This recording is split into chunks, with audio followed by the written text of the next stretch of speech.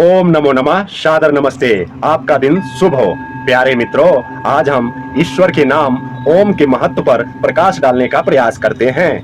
वेद और उपनिषद ने भी ओम द्वारा प्रभु दर्शन का आदेश दिया है। यजुर्वेद में कहा है, ओम क्रतो स्मर, हे कर्मशील ओम का स्मरण कर। यजुर्वेद के दूसरे ही अध्याय में आज्ञा है, ओम प्रतिष्ठा, अर्थात ओम में विश्वास व आस्था रख। गोपथ ब्राह्मण में आता है, आत्म भय सज्ज आत्मा कैवल्य ओमकार, अर्थात ओमकार आत्मा की चिकित्सा है और आत्मा को मुक्ति देने वाला है। मांडुक्योपनिषद का पहला ही आदेश यह है, ओमित्येतक्षरमिदं सर्वं तस्योपव्याख्यानं भूतं भवतः भविष्यतीति सर्व ओमकार एव, अर्थात यह ओम अक्षर छीन न होने वाला अविनाशी है। यह संपूर्ण भूत, वर्तमान और भविष्यत ओमकार का व्याख्यान है। सभी कुछ ओमकार में ही है, अर्थात ओमकार से बाहर कुछ नहीं, कुछ भी नहीं।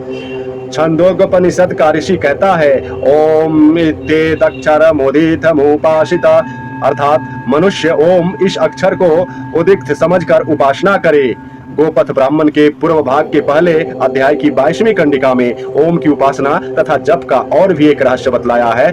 वह यह इस प्रकार है, ब्राह्मण की यदि कोई इच्छा हो तो 3 रात उपवास करे और पूर्व की ओर मुख करके मौन रहकर कुशासन पर बैठकर सहस्त्र अर्थात 1000 बार ओम का जप करे। इससे सारे मनोरथ सिद्ध होते हैं। योग दर्शन समाधि में ओम का जप और उसके अर्थों का चिंतन करने का आदेश दिया है। इसके साथ ही योग साधना में जो विघ्न आकर खड़े होते हैं उनको दूर करने का यह उपाय बताया है।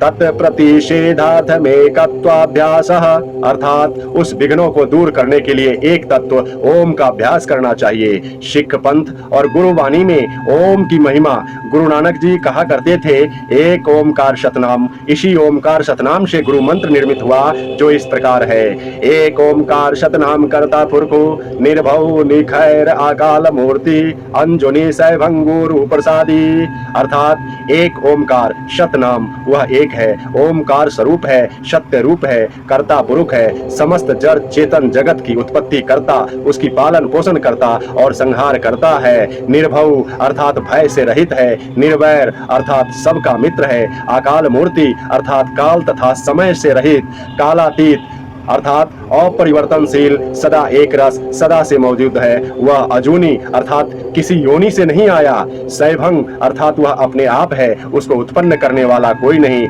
वह उत्पन्न ही नहीं हुआ, वह सदा से मौजूद है और गुरु प्रसाद सच्चे गुरु की कृपा से प्राप्त होता है। अतः गुरु नानक जी ने भी ओमकार को महत्व दिया है। गुरु नानक जी कहते हैं, एक ओमकार सत्य नाम, वह एक है, सत्य नाम है, वह जिस नाम से पुकारा जाता है वह ओम नाम उसका अपना ही है। ओम यजुर्वेद में भी कहा गया है, ओम खम ब्रह्मा, अर्थात मैं आकाश की तरह सर्वत्र व्यापक और महान हूँ, मेरा नाम ओम है। संपूर्ण विश्व में ही नहीं, संपूर्ण ब्रह्मांड में ओम शब्द की महिमा है। विपत्ति में, मृत्यु में, ध्यान के अंतिम क्षणों में बस ओम ही शेष रह जाता है। शेष सब मंत्र ज्ञान विज्ञान धूमिल हो जाता है। पौराणिकों की मूर्तियों व मंदिरों के ऊपर ओम, आरती में ओम, नवजात शिशु के मुख में ओम, सब स्थानों में ओम ही ओम है।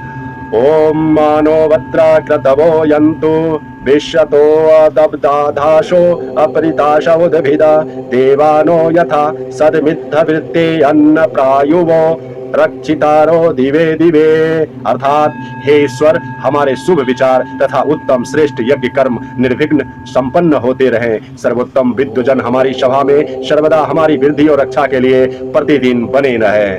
ओम नमो नमः। सादर नमस्ते। आपका दिन शुभ हो।